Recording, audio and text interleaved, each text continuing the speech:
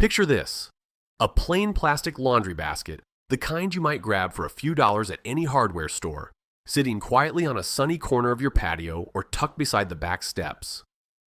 90 days later, you tip it over onto an old sheet and out tumble 20 pounds of smooth, earthy potatoes, golden, red-skinned, or creamy white, enough to fill your kitchen counter and stock your pantry through the chilly months ahead. No back-breaking trenches, no heavy tools, no vast garden plot required. Just sunlight, a bit of soil, and a simple rhythm of adding layers as the plants reach upward. It feels almost like magic, yet it's grounded in the quiet ways potatoes have always grown, stretching their underground stems to create more and more of those nourishing tubers we love. A fellow gardener sharing thoughts from the soil here, and I've come to rely on this method more each season. In small spaces across the United States and Europe, whether it's a balcony in Chicago, a courtyard in Manchester, or a sunny deck in Provence, folks like us are rediscovering how to coax abundance from the everyday. Potatoes have always been the backbone of homegrown meals, versatile for mash, roasts, soups, or storing through winter when fresh greens are scarce. But traditional row planting asks for room, time, and a strong back. This basket approach flips that. It turns vertical space into a productive tower, keeps everything portable and tidy, and rewards you with clean, undamaged tubers at harvest. I've watched neighbors new to gardening light up when they see it work, and seasoned hands nod in quiet approval because it honors the soil's natural ways without the fuss. Let's walk through it together, season by season, so you can try it this spring or even plan for a fall crop in milder spots. We'll talk about why it succeeds where rows sometimes falter, what to gather from the store or your own compost bin, and the gentle daily rhythms that turn a humble basket into a small homestead victory. Along the way, I'll share the little stories and adjustments that make sense for our varied climates, from the short, cool summers of the Pacific Northwest or northern Germany to the longer, warmer stretches in the American South or Mediterranean Europe. Because gardening isn't one size fits all, it's about listening to your patch of earth and adapting with care. The magic behind the basket. At its heart, this method leans into how potatoes naturally multiply. Those tasty tubers aren't roots at all. They form along special underground stems called stolons. Every time you gently bury more of the main stem as the plant grows taller, the plant responds by sending out fresh stolons in the new soil. More buried stem means more places for potatoes to develop. In a garden row, you might hill soil once or twice, gaining maybe a foot of productive depth. In an 18 to 24 inch basket, you can layer soil 3, 4, even 5 times over the season, creating a deep, airy column that invites abundance without taking up more than 2 square feet of floor space. The basket itself brings gifts the ground can't always match. Those side holes let air reach the roots, pruning them naturally so they stay fibrous and efficient rather than circling endlessly. Water drains freely, dodging the rot that plagues heavy clay soils after spring rains. And because the plastic warms quickly in the sun, you can often plant a week or two earlier than in the open ground. Welcome news for gardeners in zones 5 through 7 across the Midwest or the cooler reaches of the UK and Ireland. I've moved baskets into afternoon shade during heat waves in Zone 8 or southern France, keeping soil temperatures in that sweet 60 to 70 degree range where tubers form best. Portability means you control the light, the wind, and even the frost risk by tucking them under eaves on chilly nights. One spring a few years back, a friend in a small urban plot in Boston tried this after struggling with traditional beds the year before. Her basket sat beside a south-facing wall, soaking up every hour of city sun. By midsummer, the foliage spilled over the rim like a green fountain, and when harvest came, she gathered nearly 25 pounds, enough for family meals and to share with neighbors. The joy in her voice when she described tipping that basket still makes me smile. It's the same quiet triumph I feel each time. No fork pricks, no lost tubers in the soil, just a clean tumble of food you grew yourself. Gathering the simple supplies. You won't need much, and most of it is reusable year after year. Start with a sturdy plastic laundry basket. Look for one with plenty of holes on the sides and bottom for drainage and airflow. The taller, the better. 18 inches is a good minimum, but 22 or more gives extra room for those generous hilling layers. In the States, you'll find them for $8 to $15 at big box stores or online. In Europe, similar ones turn up in garden centers or even secondhand shops. Skip the flimsy dollar store versions, they won't hold up through multiple seasons of watering and soil weight. Next come the seed potatoes.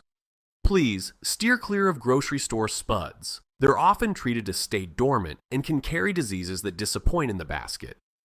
Certified seed potatoes from a garden supplier or farm store are disease-free and bred to perform. 5 pounds will easily fill 3 or 4 baskets, and a single basket, tended well, can return 20 to 30 pounds of harvest. For small space success, choose early or mid-season varieties that mature in 70 to 90 days. Yukon Gold for buttery flavor, Red Pontiac for vibrant color and reliability, or Kennebec for excellent storage. In cooler European climates or northern U.S. zones, these get you eating fresh before summer's end. In warmer areas, you might follow with a quick maturing second crop in late summer. For soil, aim for light, fluffy potting mix rather than heavy garden dirt, which compacts in containers and smothers roots. 2.5 to 3 cubic feet per basket, roughly 2 large bags, will do the job.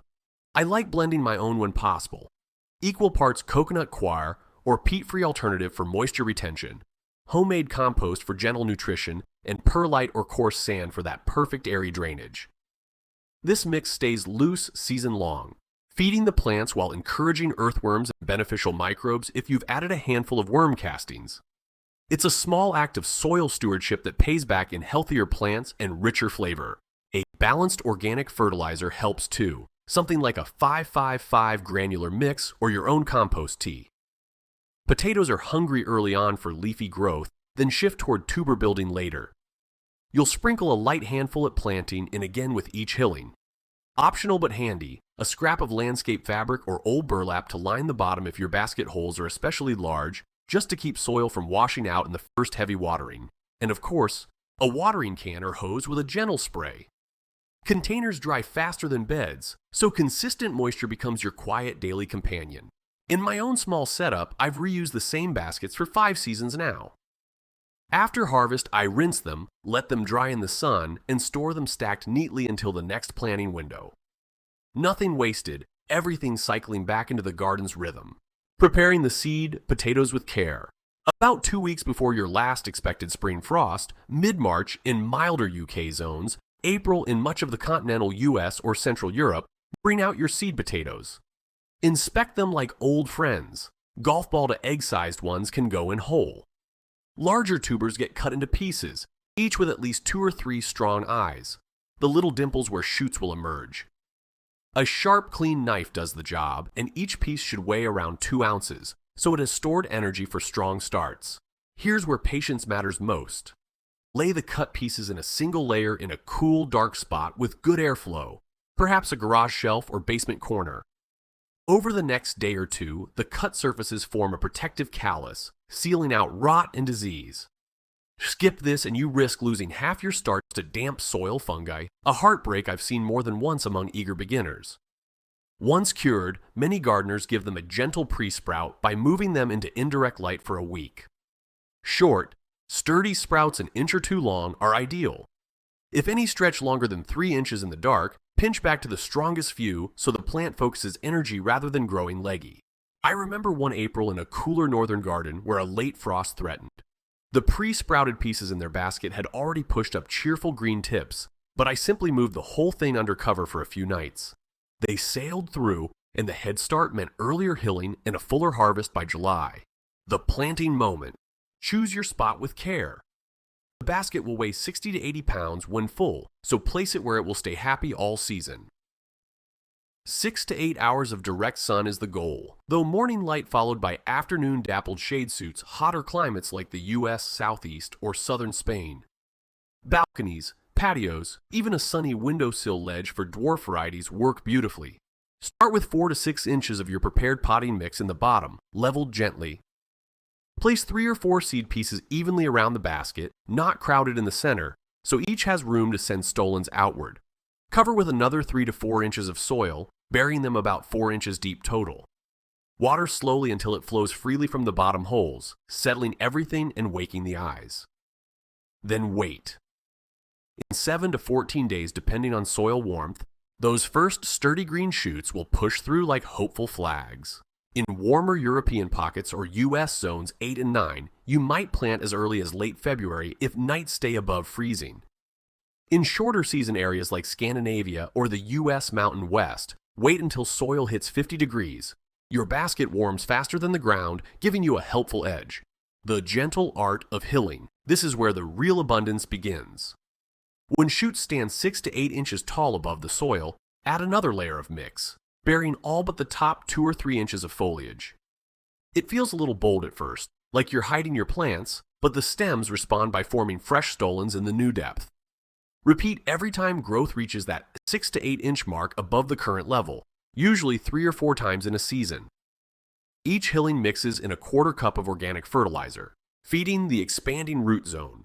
By the time the basket fills to within a couple inches of the rim, you've created a deep, layered home for tubers all the way up the stem. Stop adding soil then. Let the plants focus on flowering and bulking. In my experience, missing that first hilling costs you the biggest yield jump, so I check baskets every few days once shoots appear. A simple string tied around the rim as a reminder works wonders. For cooler, shorter seasons in places like Ireland or Minnesota, space hillings a bit closer together to make the most of limited warm weeks.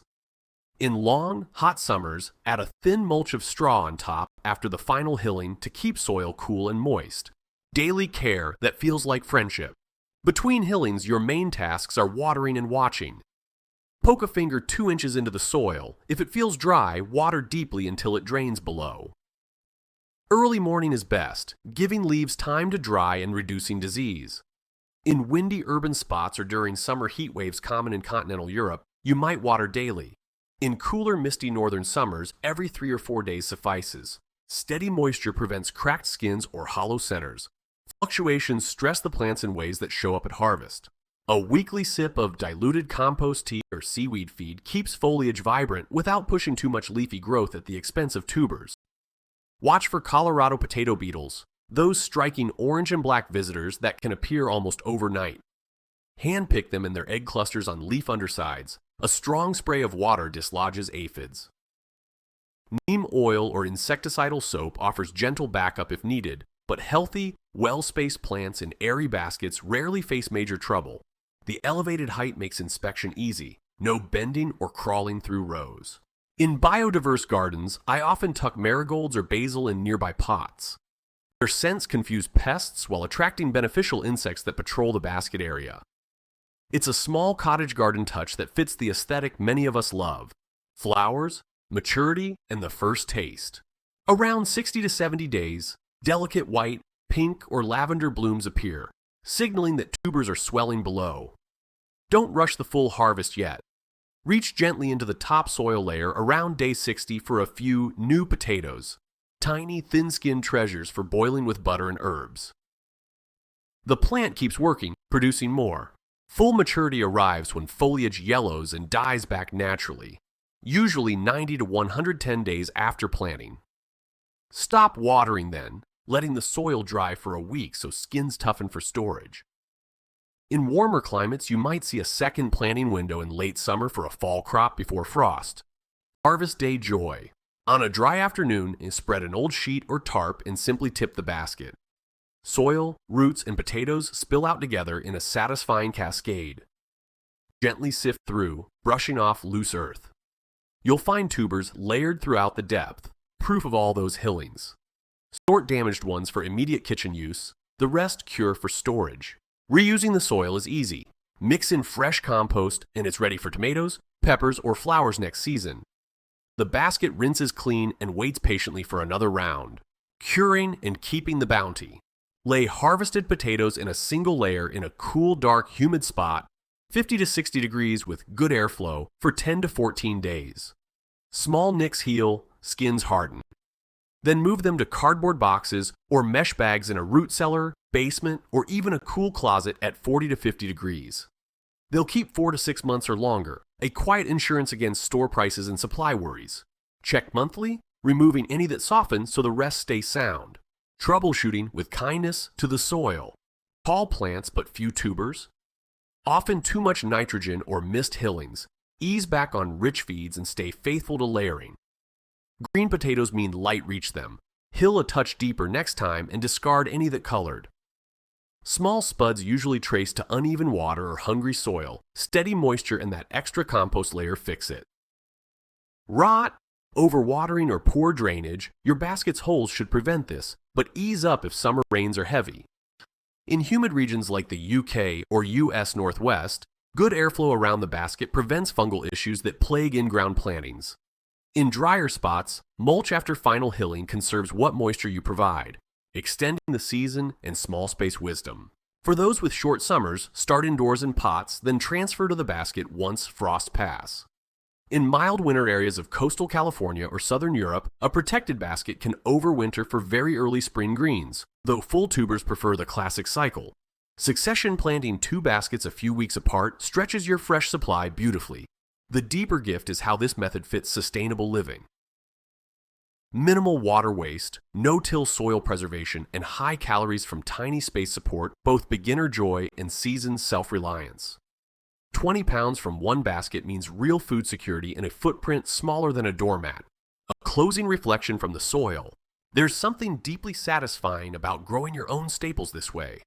Watching green shoots push through dark soil, feeling the weight of a full basket at season's end, and knowing every potato carries the story of sun, rain, and your steady care. Whether your garden is a balcony in Berlin, a backyard in Ohio, or a sunny windowsill in Edinburgh, this laundry basket way invites you in without overwhelm. It asks only for attention to the rhythms already at work underground. Bury the stem. Feed the soil, water with consistency, and trust the plant's quiet genius. Give it a try this season. Grab that basket, order your seed potatoes, blend a bit of compost-rich mix, and let the hilling begin. In 90 days, you'll tip it over and gather more than food. You'll harvest confidence, a deeper connection to the earth, and the simple pleasure of knowing you grew it yourself. The soil has been generous with me. I've no doubt it will be with you too. Until we meet again in the garden, keep your hands in the dirt and your heart open to its lessons.